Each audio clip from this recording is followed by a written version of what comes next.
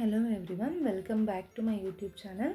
ಈ ವಿಡಿಯೋದಲ್ಲಿ ನಾನು ತ್ರಿಕೋನಮಿತಿ ಪ್ರಸ್ತಾವನೆಯಲ್ಲಿ ಏನು ಲೆಕ್ಕಗಳು ಬರುತ್ತೆ ಅದ್ರ ಬಗ್ಗೆ ಡಿಸ್ಕಸ್ ಮಾಡ್ತಾ ಇದ್ದೀನಿ. ಇಲ್ಲಿ ಕೊಟ್ಟಿರೋಂಥ ಪ್ರಶ್ನೆ ನೋಡಿದ್ರೆ sin c + cos a ಬೆಲೆಯನ್ನು ಕಂಡುಹಿಡಿಯಿರಿ ಅಂತ.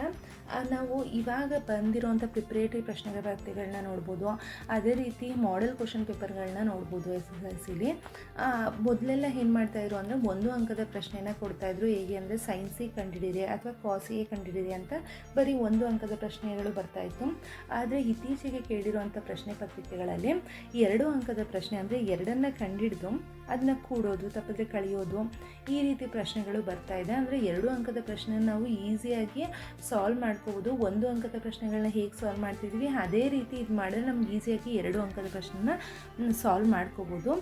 ಸೊ ಕೊಟ್ಟಿರೋಂಥ ಪ್ರಶ್ನೆ ಏನಿದೆ ಅದನ್ನು ಸಾಲ್ವ್ ಮಾಡಬೇಕು ಅಂತ ಹೇಳಿದ್ರೆ, ಸೈನ್ ಅಂತ ಹೇಳಿದ್ರೆ ನಮಗೆ ಗೊತ್ತು ಅಭಿಮುಖ ಮತ್ತು ಪಾರ್ಶ್ವ ಅಂತ. ಸೈನ್ ಅಂತ ಹೇಳಿದ್ರೆ ಅಭಿಮುಖ ಮತ್ತು ವಿಕರ್ಣ, ಅಭಿಮುಖ ಡಿವೈಡೆಡ್ ಬೈ ವಿಕರ್ಣ ಅಂತ ಆಗುತ್ತೆ. ಅದೇ ರೀತಿ ಕಾಸ್ ಅಂತ ಹೇಳಿದ್ರು ಕೂಡ ಪಾರ್ಶ್ವ ಮತ್ತು ಪಾರ್ಶ್ವ ಡಿವೈಡೆಡ್ ಬೈ ವಿಕರ್ಣ ಅಂತ ಆಗುತ್ತೆ. ಸೊ ನಮಗೆ ಇಲ್ಲಿ ಎರಡೂ ಕಡೆನೂ ವಿಕರ್ಣ ಬರೋದ್ರಿಂದ ನಾವು ವಿಕರ್ಣವನ್ನು ಫಸ್ಟು ಕಂಡುಹಿಡ್ಕೋಬೇಕಾಗುತ್ತೆ. ಅವರೇನೆ ಅಭಿಮುಖ ಮತ್ತು ಪಾರ್ಶ್ವ ಕೊಟ್ಟಿದ್ದಾರೆ, ವಿಕರ್ಣನ ಕಂಡುಹಿಡಿಯೋಣ. ನಾವು ತ್ರಿಕೋನಮಿತಿ ಅಂತ ಬಂದ ತಕ್ಷಣ ಅಲ್ಲಿ ನಮಗೆ ರೈಟ್ ಆ್ಯಂಗಲ್ ಟ್ರಯಾಂಗಲ್ ಬರುತ್ತೆ, ಅಂದರೆ ಲಂಬಕೋನ ತ್ರಿಭುಜ ಬರುತ್ತೆ. ಸೊ ಲಂಬಕೋನ ತ್ರಿಭುಜ ಅಂತ ಬಂದಾಗ ನಾವು ಏನು ಮಾಡ್ತೀವಿ, ನಾವು ವಿಕರ್ಣ ಸ್ಕ್ವೇರ್ ಅಂದರೆ AC ಸ್ಕ್ವೇರ್ ಈಕ್ವಲ್ ಟು ಅಭಿಮುಖ ಸ್ಕ್ವೇರ್ ಅಂತ ಹೇಳಿದ್ರೆ AB square plus BC square ಅಂತ ಮಾಡ್ತೀವಿ. ಇದನ್ನು ಪೈಥಾಗರಸ್ ಪ್ರಮೇಯವನ್ನು ಬಳಸ್ತೀವಿ.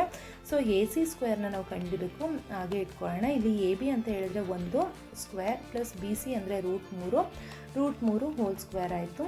ಸೊ 1 ಪ್ಲಸ್ √3 ಹೋಲ್ ಸ್ಕ್ವೇರ್ ಅಂದರೆ ರೂಟ್ ಮತ್ತು ಸ್ಕ್ವೇರ್ ಕ್ಯಾನ್ಸಲ್ ಆಯಿತು, ಉಳಿದಿದ್ದು 3 ಪ್ಲಸ್ 1 ಅಂದರೆ 4. AC ಸ್ಕ್ವೇರ್ ಅಂತ ಹೇಳಿದ್ರೆ ನಮಗೆ 4 ಅಂತ ಬರ್ತಾ ಇದೆ. ನಮಗೆ AC ಬೇಕಾಗಿದೆ. ಸೊ AC ಅಂದರೆ √4, 4ರ ವರ್ಗಮೂಲ 2. ಸೊ ವಿಕರ್ಣ ನಮಗೆ 2 ಅಂತ ಸಿಕ್ತು. ಇವಾಗ ನಮಗೆ ಎಲ್ಲ ಬಾಹುಗಳು ಗೊತ್ತಿದೆ ಅಂದರೆ ನಾವು ಈಸಿಯಾಗಿ ಲೆಕ್ಕವನ್ನು ಬಿಡಿಸೋಣ. ಇಲ್ಲಿ ನೋಡೋದಾದರೆ ಇಲ್ಲಿ sin c + cos a ಅಂತ ಕೊಟ್ಟಿದ್ದಾರೆ. ನಾವು sin c ನ ಫಸ್ಟ್ ಕಂಡುಹಿಡ್ಕೊಳ್ಳೋಣ. sin c ಅಂತ ಹೇಳಿದ್ರೆ ಅಭಿಮುಖ ಬಾಹು ಅಂದರೆ AB ಡಿವೈಡೆಡ್ ಬೈ ವಿಕರ್ಣ ಅಂತ ಹೇಳಿದ್ರೆ AC. ಸೊ AB ಅಂದರೆ 1 ಅಂತ ಕೊಟ್ಟಿದ್ದಾರೆ, ವಿಕರ್ಣ ಅಂದರೆ 2 ಅಂತ ಆಯಿತು. sin c ಅಂತ ಯಾಕೆ ನಾನು ಇದನ್ನು ತಗೊಂಡೆ ಅಂತ ಹೇಳ್ಬೇಕಂದ್ರೆ, ಇಲ್ಲಿ C ಅಂತ ಕೊಟ್ಟಿರೋದ್ರಿಂದ ನಾವು ಕೋನವನ್ನು C ಅಂತಲೇ ತಗೋಬೇಕು. ಸೊ C ಅಂತ ಹೇಳಿದ್ರೆ ಕೋನ ಇದು ತಗೋತಾ ಇದ್ದೀನಿ ಅಂದರೆ ಅಭಿಮುಖ ಇದಾಯಿತು, ವಿಕರ್ಣ ಇದಾಯಿತು. ಸೊ ಅದೇ ರೀತಿ cos a ಅಂತ ಕೊಟ್ಟಿದ್ದಾರೆ. ಅಂದರೆ ನಾವು ಕೋನ ಇದನ್ನು ಬಳಸ್ಕೋತೀವಿ. ಕೋನ ಇಲ್ಲಿ A ಅಂತ ಕೊಟ್ಟಿದ್ದಾರೆ ಅಂದರೆ ಆವಾಗ ನಮಗೆ ಇದು ಅಭಿಮುಖ ಆಯಿತು, ಇದು ಪಾರ್ಶ್ವ ಆಯಿತು, ವಿಕರ್ಣ ಅದೇ ಇರುತ್ತೆ, ವಿಕರ್ಣ ಆಯಿತು.